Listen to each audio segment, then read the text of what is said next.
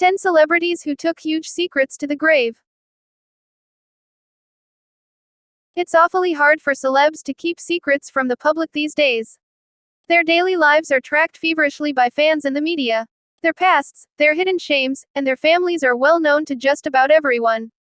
As hard as they may try, living a private life can be nearly impossible for the famous. However, that wasn't and isn't always the case. We know that some lived a long time without their most monumental secrets ever being revealed to the public. Hell, the stars on this list lived their whole lives without us ever finding out their secrets. But the truth doesn't always stay private. While the celebrities on this list were able to hide parts of their lives from nearly everyone, many things they'd kept hidden were revealed after their deaths. Some secrets even came to light because of the stars' deaths. Here are 12 celebrities who took huge secrets to their graves. Rock Hudson was gay on July 26, 1985. News broke that Rock Hudson, one of Hollywood's sexiest leading men from the 50s and 60s, had AIDS. This ended the speculation as to what ailed the gaunt-looking Hudson when he'd previously appeared at a press conference alongside Doris Day, as noted by People. Back then, AIDS was largely associated with gay men, and Hudson soon became the most famous person afflicted with it. But the actor never made an explicit statement about his sexuality before he died in October of 1985. The truth seemed confined to tight Hollywood circles, friends, and family. It wasn't until after his death that it was confirmed that Hudson was a gay man. Shortly after his passing, the autobiography Rock Hudson, his story touched on the star's sexuality. In the book, he called ex-boyfriend Lee Garlington his true love, as reported by People. Years later, a recorded conversation between Hudson and his ex-wife, Phyllis Gates, leaked to The Hollywood Reporter. In the private talk, Gates confronted Hudson about his sexuality and his sexual exploits from the 1950s. David Cassidy didn't have dementia less than a year before his death. David Cassidy opened up about his battle with dementia, a disease that his mother and grandfather fought, he told People. When the former singer and actor passed away in late 2017 via CNN, most people probably assumed it was related to his alleged dementia diagnosis. It wasn't. In fact, Cassidy was reportedly never diagnosed with dementia at all. In the documentary David Cassidy, The Last Session, the former teen idol admitted that he was diagnosed with liver disease. "There is no sign of me having dementia at this stage of my life," he said. "It was complete alcohol poisoning. And the fact is, I lied about my drinking." In an interview with People via Reuters, the documentary's co-producer Sarah Lena Weinfeld said of Cassidy, "We didn't want to exploit him. But ultimately he was honest about what killed him and we decided that his legacy would be best served if we shared that." Billy Tipton was born female throughout the 40s and 50s. Billy Tipton was embedded in the popular jazz scene, taking hold of the country via the New York Times. In 1951, Tipton founded the Billy Tipton Trio and created a number of hits. In the late 50s, however, when Tipton was offered a recording contract and the opportunity to open for Liberace, the musician turned it down and slowly faded from popularity. Over the course of his life, Tipton was reportedly married at least 5 times, and he adopted 3 children. His family considered him a caring family man. Yet, when Tipton collapsed in 1989 and paramedics arrived to try and save him, they discovered that Tipton was not biologically male at all. No one, not even his family, knew. Born Dorothy Tipton, the musician began dressing as a man to allow for entry into the world of jazz. He would wear ace bandages and a prosthetic device to pass as a man, and led a very private life to avoid detection. According to Diane Middlebrook, author of the book Suits Me, The Double Life of Billy Tipton, the Tipton story is about the indeterminacy of gender identity. She added, "I believe Billy's relationship to herself was female. She was the actor, he was the role." Who was Corey Haim's rapist? Corey Haim and his longtime best friend, Corey Feldman, both spoke about abuse they experienced as young boys in Hollywood. Feldman, the more vocal of the two, told The Hollywood Reporter that Haim's rapist was probably connected to something bigger, and that is probably how he has remained protected for all these years. But before anything could be revealed, Haim died. Despite reports of a drug overdose, Haim appeared to have actually passed away from pneumonia, among other factors, as noted by The Sun. But the actor's secret did not die with him. His friend, Feldman, insists that he knows who the assaulter is. When Feldman pressed his friend to tell the world when he was alive, Hyam allegedly said via E! News, "He'll kill me. He will kill me." According to Feldman, Hyam had his The Lost Boys co-star promise him that he would share his story if he should die. While Feldman identified one of the men who assaulted him as a young boy, he hasn't yet revealed the identity of Haim's attacker. Haim's mother, Judy, however, claimed actor Dominic Brassa as the culprit while on the Dr. Oz show via People.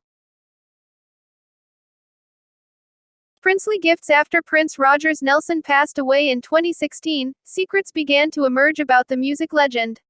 The secrets revealed about Prince, however, were not salacious.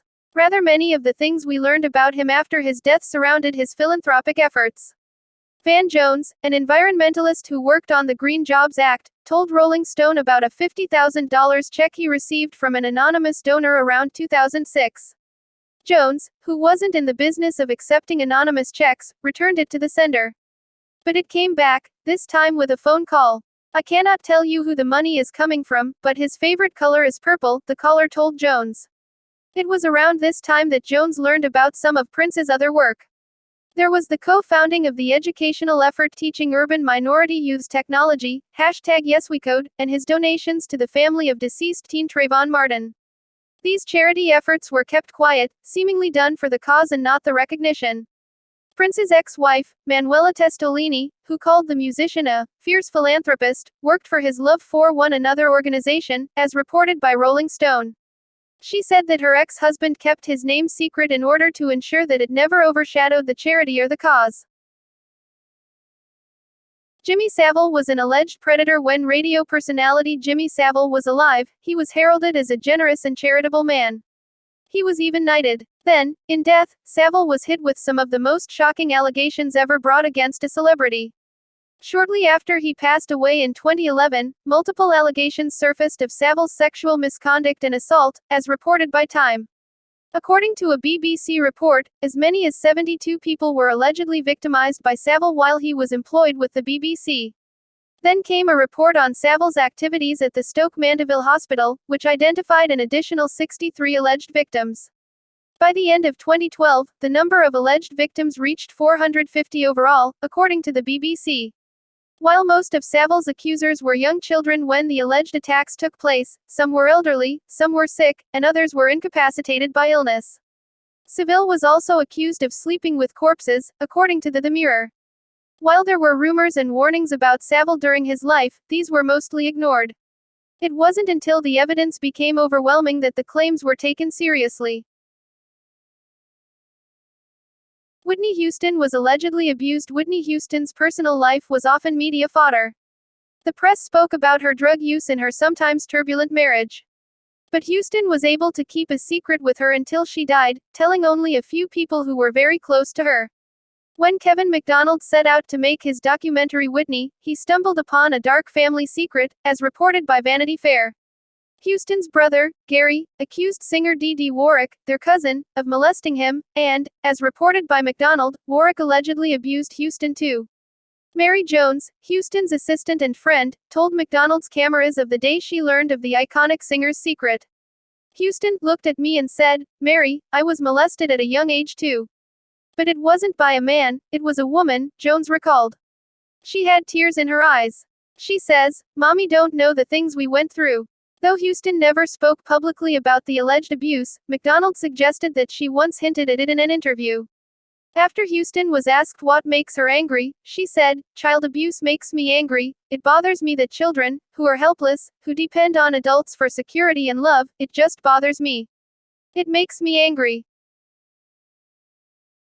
Sally Ride, the first gay astronaut in 1983, when Sally Ride took her first of 2 trips out of our atmosphere, she made history as the first American woman in space.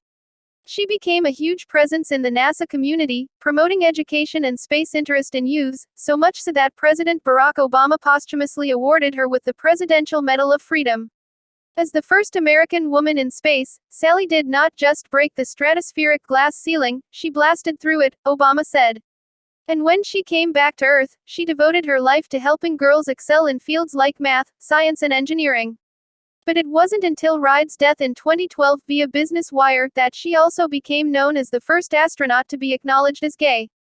Between 1982 and 1987, the celeb was married to another astronaut, Stephen Hawley, but she began a relationship with Tam O'Shaughnessy during that time and kept it secret from the public via NBC News.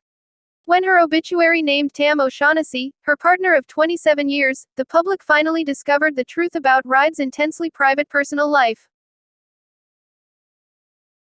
Anthony Perkins' private death. Anthony Perkins lived a quiet and private life. His sheltered personality inevitably drew similarities to his most famous character, Norman Bates from Psycho, a comparison that Perkins reviled. When, in 1992, Perkins died at his home surrounded by his close family and friends, it seemed to be without warning, at least to the public. But Perkins was prepared. He had been sick and had kept it secret from the outside world. According to the New York Times, for 2 years prior to his death, Perkins was secretly receiving treatment for AIDS. He went twice to stay at the hospital, and once as an outpatient, and we went under another name, his wife, Barry Berenson, said. You think that this man has spent his entire life giving people so much pleasure in show business, and this is his reward. He can't even be himself at the end. According to Perkins, who wrote a statement to be read after his death, his reasons for secrecy were largely because he didn't want a big deal made of it.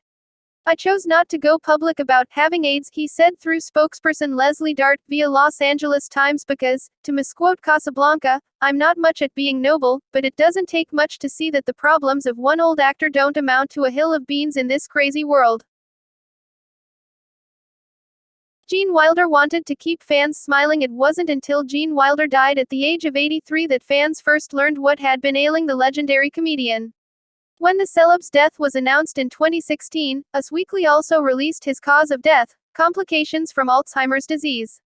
According to a follow-up report, Wilder had been struggling with the disease for more than 3 years before it finally took him. In a statement released by his family via Us Weekly, it was said that Wilder's secret was a way of protecting the smiles of his fans, so to speak.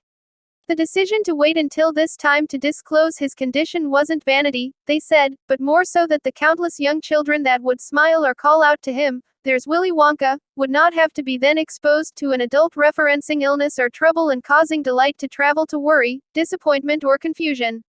He simply couldn't bear the idea of one less smile in the world. Thank you for watching.